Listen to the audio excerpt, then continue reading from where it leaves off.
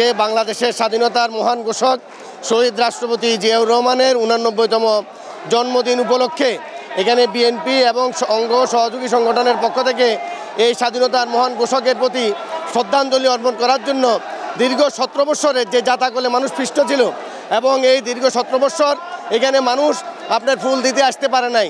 এখানে মানুষকে আপনার সীমাবদ্ধ করে দেওয়া হয়েছে। এখানে আপনার বলা হয়েছে যে আপনারা 100 জনের উপরে আসতে পারবেন না, 50 জনের উপরে আসতে পারবেন না। এভাবে আপনার শহীদ জিয়াউর রহমানকে মানুষের মন থেকে মোছার জন্য এই ফ্যাসিস্ট খুনি হাসিনার সরকার সকল ধরনের প্রচেষ্টা তারা গ্রহণ করাচ্ছে। এখানে আসার সমস্ত পথগুলা তারা বন্ধ করে দিত এবং এখানে মানুষ আসার সমস্ত রাস্তা তারা ব্লক করে দিত সেই খুনি হাসিনার ফ্যাসিস্ট পেটুয়া বাহিনী দিয়ে। কিন্তু আজকে স্বতঃস্ফূর্তভাবে মানুষ এখানে এসেছে।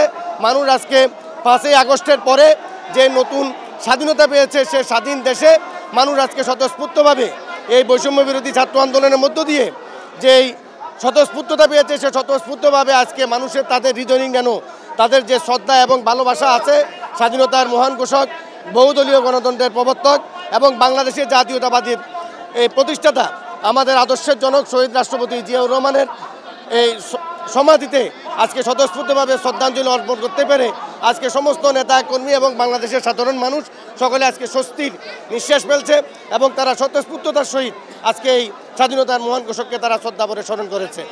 আমরাও এই মহান ঘোষকের বিদেয়ী আত্মার মাগফিরাত কামনা করি এবং তার যে উত্তরসূরি রয়েছে সেই উত্তরসূরিরা আগামী দিনে একটি সুন্দর বাংলাদেশ বিনির্মাণে বাংলাদেশ জাতীয়তাবাদী দলের নেতাকর্মীরা আমাদের ভারপ্রাপ্ত চেয়ারম্যান তারেক রহমানের নেতৃত্বে তারা কাজ করে যাচ্ছে। সত্যের প্রতীক যে রাষ্ট্রনায়করা ছিল যদি 5 জনও থাকে তার সর্বকালের সর্বশ্রেষ্ঠ 5 জন সৎ রাষ্ট্রপতির মধ্যে একজন সবার উপরে শহীদ রাষ্ট্রপতি জিয়াউর রহমানের নাম লেখা থাকবে। এবং শহীদ রাষ্ট্রপতি জিয়াউর রহমান শুধু স্বাধীনতার ঘোষণাই দেন নাই, তিনি নিজে অস্ত্র হাতে যুদ্ধ করেছেন। পরবর্তীতে আপনারা জানেন সিপাহী জনতার বিপ্লবের মধ্যে দিয়ে শহীদ রাষ্ট্রপতি জিয়াউর রহমান রাষ্ট্র ক্ষমতায় আসলেন। শহীদ প্রেসিডেন্ট জিয়াউর রহমান এই দেশের উন্নয়ন এবং স্বাবলম্বীর জন্য সকল অবদান রেখেছেন। যে অবদানের কারণে 5ই আগস্টের পরে যে নতুন বাংলাদেশ পেয়েছি সেই নতুন বাংলাদেশে তারই যোগ্য সন্তান আগামী দিনের দেশ নায়ক তারেক রহমান আগামী দিনের এই দেশ সুজলা সুফলা শস্য শ্যামলা এবং সমৃদ্ধ বাংলাদেশ গঠনের লক্ষ্যে উদ্যোগ নিয়েছেন এবং তারই ধারাবাহিকতায় আজকে সারা বাংলাদেশে শুধু বিএনপি নেতাকর্মী নয় সকল স্তরের মানুষের ঢল নেমেছে। আজকে জিয়াউর রহমানের এই মাজারে আজকে ঢল নেমেছে। স্বাধীনতার ঘোষক শহীদ প্রেসিডেন্ট জিয়াউর রহমানের জন্মদিনে যে স্বতঃস্ফূর্তভাবে মানুষ আজকে অংশগ্রহণ করতে পেরেছে এটাকে আমি অনেক খুব আনন্দের সাথে দেখছি। এভাবে যেন সবাই স্বতঃস্ফূর্তভাবে দেশের মানুষ শহীদ প্রেসিডেন্ট জিয়াউর রহমানের আদর্শকে বুকে ধারণ করে যেন এই দেশের মানুষকে সেবা দিতে পারে, এটা হোক আজকের দিনের আমাদের ব্রত।